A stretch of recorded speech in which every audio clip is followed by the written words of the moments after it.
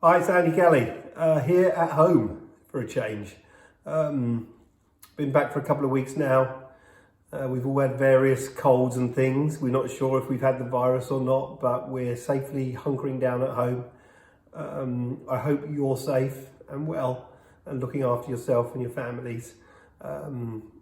It's going to be a rough time, but we're going to get through this together.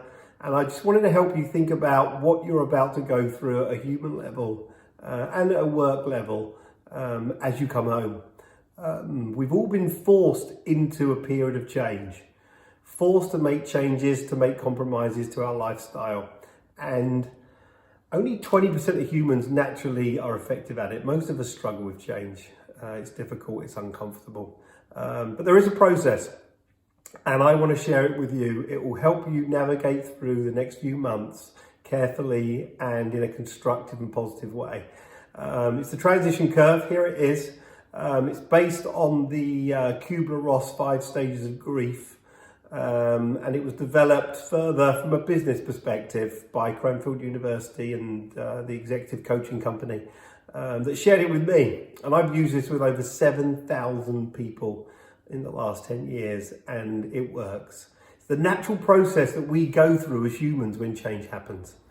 And I just want you to understand it and how you can navigate it through. As you can see here, you've got time along the bottom, and then self-perceived competence up the side. Your self-confidence. How confident are you feeling right now? How confident are you feeling that you can continue to perform in your job and in your role in your family while change is happening around you? You know, people at the top of the curve, they feel very confident, they feel very self-secure, they've got all of the key behaviours and skills they need to do their job and to play their role in society. Whereas people at the bottom are more unconfident, are out of their comfort zone, are feeling like they're going to get found out, feeling nervous, insecure, lacking confidence. And, you know, if you think about it, how you feel affects how you behave. How you behave affects how you perform. So how you feel affects your performance. So how confident you're feeling right now with all this going on outside is going to affect how you perform at work and how you perform in your role in the family and in society. So stage one is when change has just happened, right? Shock. You've just arrived at home. You've been told by your company you need to stay at home until further notice. And it's like, wow. And it just slows you down. You're not sure how you're going to perform. You're not sure how you're going to behave. You're not sure how you're going to survive. And you're about 15% less effective in this period. You just slow down. Your blood goes to one part of your brain. You're not sure what's expected. You're not sure how you're going to get to the next stage. Are you going to have enough food? Are you still going to be able to call your customers? How are you going to connect with your colleagues? You don't like being on your own. What's it going to be like? And it's just a tough stage, and it just slows us down. And for people that are in that stage, or you're feeling in shock or surprise or fight or flight, you just need to breathe in. You just need some support around you. You need to find 2 or 3 things to just start getting you going. So you're back at home, try and find your place to work. Stock up the fridge, but not too much. Find a new routine when you start in the morning. Just phone a few customers and talk to some of your colleagues and start to realise they're all still there. And it just starts to make you feel confident. We naturally move into a more comfortable place because we don't like discomfort. And we move into stage 2, which is more of a comfort zone. This is when we tell ourselves we're going to be okay. This is when we start to play to our strengths. But for some people, it's when they go into a denial, which in this case with the virus is dangerous. This is when people say, it's not really going to affect me. I'm okay. I'm not going to catch it. I'm going to carry on with my life. Like many of you, I'm trying to persuade my parents to stay indoors and take this seriously. And it's hard. They're not used to doing that. They're active people, even though they're in the late 70s, they're active. And they're finding it hard to realise that this is something they need to do for the next 12 weeks. And it's difficult. A comfort zone is a good place to be if you've got problems in your life. If someone in your family is sick, you should just be in a comfort zone at work. Just turn the handle. Do what you just need to do day in, day out, and don't worry too much about developing and changing your behaviors. If you've got personal problems, if you're at the lower point of the curve at a personal subject. But the comfort zone, just as I say, get into your office, get your desk ready, get your laptop out, sharpen your pencils, phone some customers, do some deals, talk to your colleagues and your boss, make sure they're all still there, they're all well, and you'll start to realize that the world is still going to continue.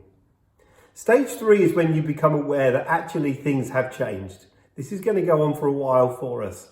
And you start to think about what you might need to do differently. And you start to think about some of your strengths and some of your weaknesses that are going to help you.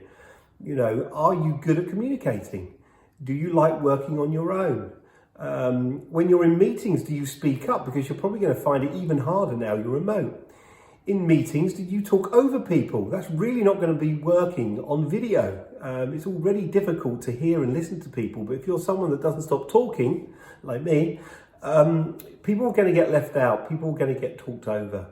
Extroverts are going to find it really hard working at home because they want to be with people all of the time. Introverts might like it more. You know, they get energy from being quiet and contemplative and at peace. So think about how this is going to affect you and what you may need to do differently if you're going to be doing this for a while. And then you get to the lowest point on the curve, stage 4. This is when you're really at a crossroads. You're really starting to think, can I take on some new behaviors? Can I start to do some things I've never done before? Can I start to think very differently about how I can maximize this time at home?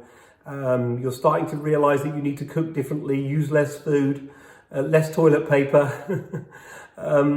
But also from a work perspective, there are new ways in which you can communicate. Are there new ways in which you can politically engage in your company and stakeholder manage with your customers? All these things still need to be done, but now you're doing it from home. What are the new behaviors that you're going to have to take on? What are the things that you're going to have to do to get out of your comfort zone? You know, when we're all separated, we're going to need to find it even harder, try even harder to connect with each other, which means we need to be even more human, even more vulnerable. A lot of us don't like that. A lot of us like to kind of hide ourselves at work. Well, now's the time when you're going to have to come out of your comfort zone, start to show people who you are, start to connect with people on a more human level. And that's what happens when people get to stage 5, right? They start to feel more positive. They start to practice. They start to test new behaviors. They start to, you know, inspire other people, new suggestions. You know, they'll probably fail, but they'll learn.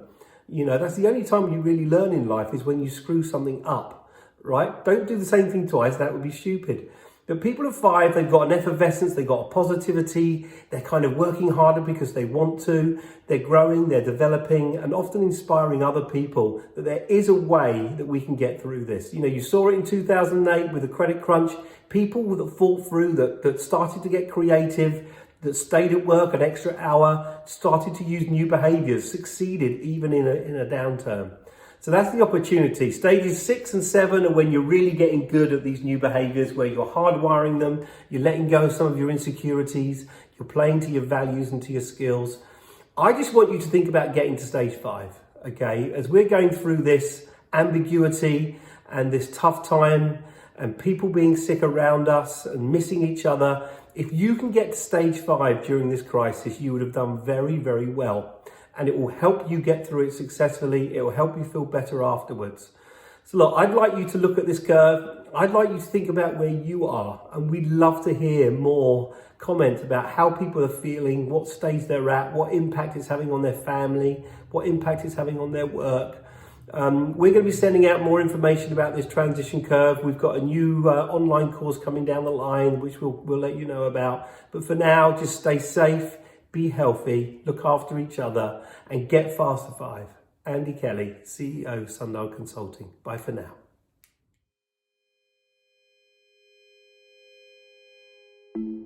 We hope you enjoyed that video. If you did, please share it with your friends and let us know with a like or a comment. But more importantly, please subscribe on the button below. And also, if you really don't want to miss out on any of our great insights from me and my team, please also click the little bell. Okay, we look forward to speaking to you soon. For now, Andy Kelly, Sundial Consulting. Thank you.